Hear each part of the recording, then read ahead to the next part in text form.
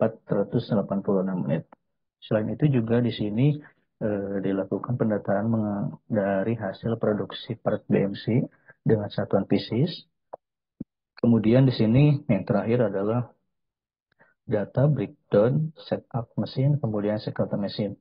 Dari tahun 2018 sampai dengan 2022 itu yang 2018 itu masih sedikit karena emang mungkin dari planning production juga sedikit. Tetapi di sini kita bisa lihat pada tahun 2020 itu breakdownnya sangat besar sekali, itu sebesar 4.511. Kemudian dari 2021 dan 2022 juga sudah menurun. Nah, di sini dengan data breakdown yang sangat tinggi pada tahun 2020, sehingga kita bisa melakukan penelitian pada breakdown yang sangat banyak ini.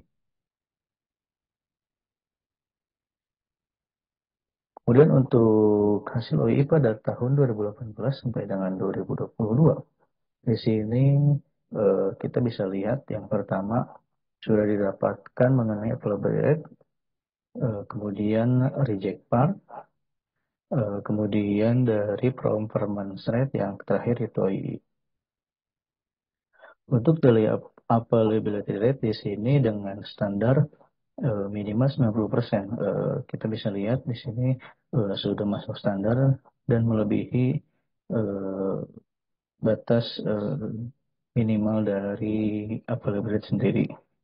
Kemudian untuk quality rate di sini hasilnya 100% karena untuk proses breakdown ini pada saat mesin berhenti proses itu part bisa diproses ulang sehingga part tersebut tidak mengalami reject. Kemudian untuk performa sendiri di sini kita bisa lihat untuk yang berwarna kuning merupakan tanda di bawah nilai ideal yang sebesar lebih dari 95%. Kecuali pada tahun 2020 di sini masih mengalami peningkatan dengan di atas nilai ideal yaitu 95,69%. Selain itu di bawah dari nilai ideal. Kemudian pada OI sendiri di sini dengan kesimpulan bahwa performance yang bertanda kuning, kemudian nilai quality rate dan availability sendiri tidak mendapatkan di bawah nilai ideal, didapatkan untuk nilai OI sendiri dengan kesimpulan pada tahun 2022 mengalami hasil sebanyak 82,09%, yang dimana nilai batas OII itu harus melebihi dari 85%. Sehingga dengan kesimpulan bahwa tahun 2022 nilai OII tersebut di bawah nilai ideal. Untuk signifikansi sendiri pada nilai OII yang sangat kecil dari nilai batas minimal itu ditemukan bahwa breakdown loss sangat tinggi. Kemudian yang kedua dari setup dan adjustment loss.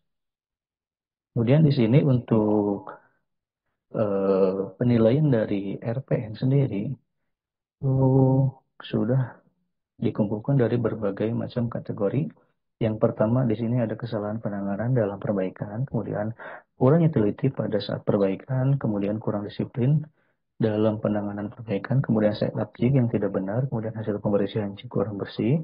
Yang kedua, komponen jig pada mesin mudah rusak, selang pada bagian mesin mudah kotor, seal o-ring rusak, spesifikasi material jig tidak sesuai, kemudian penjadwalan penggantian seal o-ring belum efektif, dan juga metode pembersihan selang kurang efektif, dan juga terakhir kurangnya dalam menjaga kebersihan.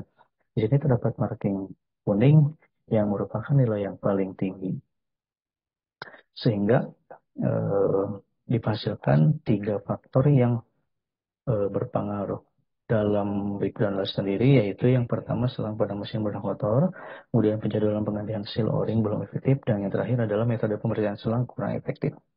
Nah, di sini juga sudah dilampirkan diagram Pareto, simbiosis, dan juga fishbone diagram.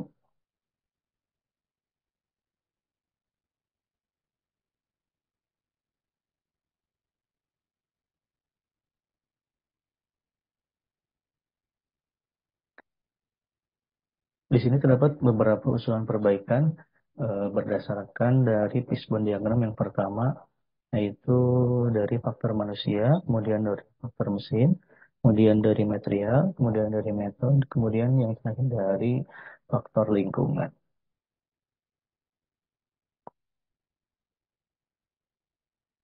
Adapun dari aktivitas perbaikan yang sudah dilakukan untuk em, menangani dari breakdown loss pada mesin itu sendiri dengan hasil dari nilai RPM yang sudah ditentukan dari tiga faktor yang tadi disebutkan. Yang pertama yaitu pembuatan alat khusus untuk melakukan pembersihan selang vakum. Dan yang kedua melakukan penschedulan untuk penggantian dan proses cleaning yang itu terdapat pada check sheet preventive maintenance.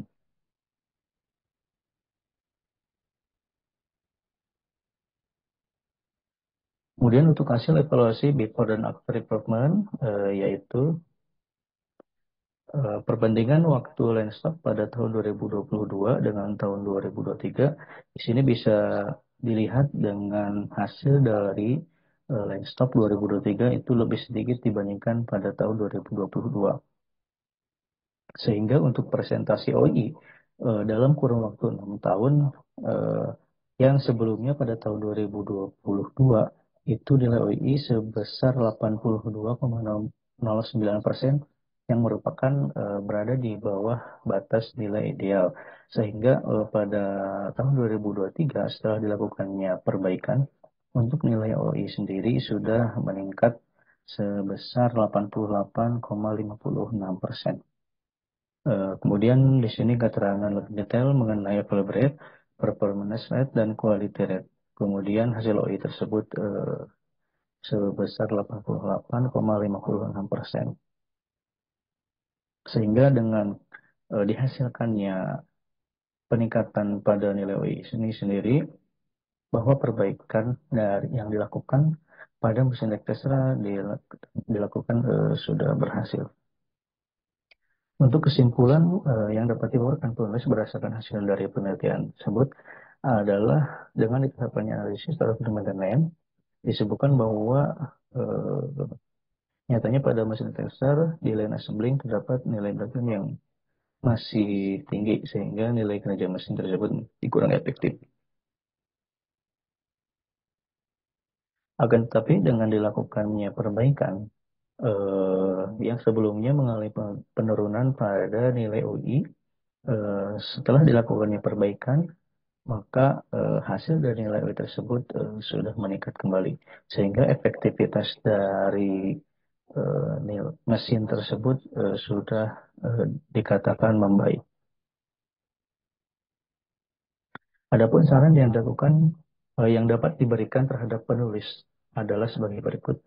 Itu yang pertama, perlunya implementasi lebih lanjut dalam hal menganalisa dalam TPM sehingga dapat meningkatkan produktivitas perusahaan dan selalu melakukan evaluasi. Kemudian melakukan pelatihan ekuasi, baik itu product knowledge ataupun pengenalan pada suatu masalah. Kemudian untuk memastikan operator maupun teknisi mengerti tentang organisasi, kemudian perlu evaluasi lebih lanjut, melakukan pengecekan secara berkala.